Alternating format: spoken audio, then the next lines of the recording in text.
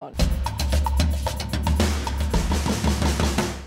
Mexicans, like the English, expect a lot from their teams, and they're not happy that the last time their team reached the World Cup quarter-finals was way back in 1986. That's 36 years ago. And their form going into this tournament has been far from ideal. They qualified second behind Canada, but they and their players have something to prove. Guillermo Ochoa, for example, he's been in goal for Mexico since 2005, and this is his 5th World Cup, his 5th. He's now 37, so could this be his last? It'll likely be the last time you see Andres Guardado in a Mexico shirt. He's 35, and he says he's retiring from international football after Qatar. He's also Mexico's most capped player ever. Claudio Suarez had held the title until September with a whopping 177 appearances. In contrast to Mexico's grueling qualifiers, Poland had it pretty easy, largely thanks to Russia being kicked out of the tournament after the invasion of Ukraine. But don't underestimate them. In order to get to Qatar, Poland had to beat Sweden, and that meant stopping the mighty Zlatan Ibrahimovic from doing what he does best, scoring. You might remember me saying he's one of the world's greats who won't be at Qatar 2022. The job of keeping him quiet largely went down to 2 men. Enter 26-year-old Jan Bednarek and Kamil Glik, who has to be one of the few players in the world to have a rap song written about him. They'll likely leave the glory to the forwards, players like captain Robert Lewandowski. He's so good, FIFA named him best men's player 2 years in a row. He's one of the best strikers in the world with only one thing left to prove. He hasn't scored in a World Cup, at least not yet. Let's go live to Stadium 9 at 7-4 now, where that game is about to kick off. Paul Rees is standing by, and that group has been blown wide open now after that Argentina-Saudi result. Yes, Andy, and first of all, from what we've seen on the concourse in front of the stadium and the noise we've been hearing coming from Stadium 974, I think this could possibly be the best atmosphere of the World Cup so far, especially from the Mexican fans. And this match, Mexico-Poland, has been given extra spice by that Saudi Arabia-Argentina result. Whoever wins this match will believe that they're in a great position to win the group. Rightly or wrongly, they might think that they've still got a good chance of beating Saudi Arabia, getting at least 6 points, making whatever happens to them against Argentina not matter so much. On the other hand, maybe we've got it all wrong and Saudi Arabia are actually going to dominate this group, in which case getting 3 points here could be crucial in winning second place.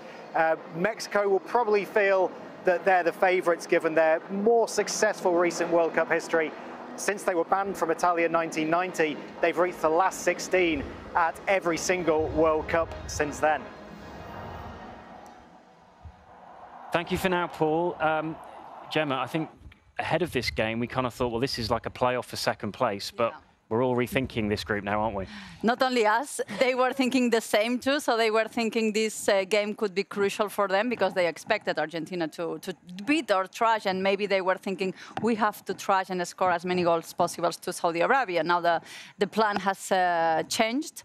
It can be an equal game. I think it's the two teams facing both of them issues. For Mexico, Tata Martino's project has become very doubtful. It's a really demanding country to his football team, and they are not at their best because the key players are not doing their best. For example, Tata built all the attack in Raúl Jiménez. He's not playing later today because the injury. So they will be facing problems with goal, which is crucial. And on the other side, we have Poland with Lewandowski, that player that he scores every year. He's the top scorer in Europe, but he's not doing that much. He's not feeling that much comfortable with Poland. They just changed the coach on January. He tried to change a little bit the position of Lewandowski, putting him a little bit more behind so he gets more action, but he hasn't been very successful in that. Only 5 goals in the last 14 appearances. We'll see. I think it's a game where the team who makes more mistakes will be the team defeated. Thank you, Gemma. And we're going to see a little bit of history off the pitch, aren't we, with the officiating? Yes, absolutely. Stephanie Frappart, you know, the French lady who's going to be the 4th official in that particular game between Mexico and Poland.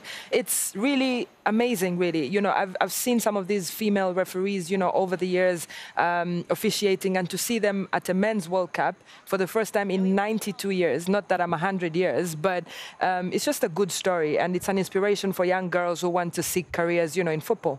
Fantastic. Thank you, Usha. Well, the defending champions get their campaign underway against Australia later on at Al Janoub Stadium. That's the final match of the day. Their hopes of retaining their World Cup title felt a bit of a blow following injuries to some of their key players, including Paul Pogba, Karim Benzema and N'Golo Kante. But they still have one of the world's best players in Kylian Mbappe. Je pense qu'il a simplement confirmé tous les espoirs. I think that he's lived up to the hype over the last few years. When you've got a player like Kylian, it's very difficult to define his limit. With regards to his potential, it's incredible. He's involved, he's relaxed, he's concentrated, he's focused, and I think that he's raring to perform on the pitch and help the squad get the results that we want.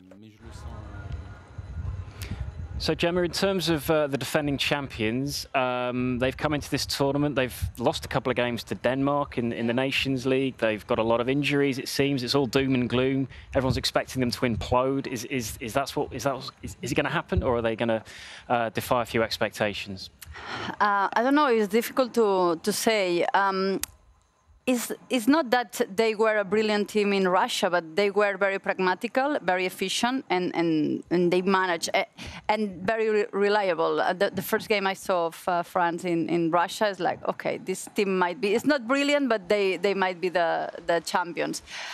So a lot of things have changed. They changed. They decided to count on Benzema. Then he's injured. Kante. All the injuries related to this team are a huge setback for Didier Deschamps' team. The feeling that with such a talented squad they should be playing something more is what they think in France. So there is some controversy regarding Deschamps, that he's always having that Zidane shadow somewhere there. So they have the pressure of the defending champion.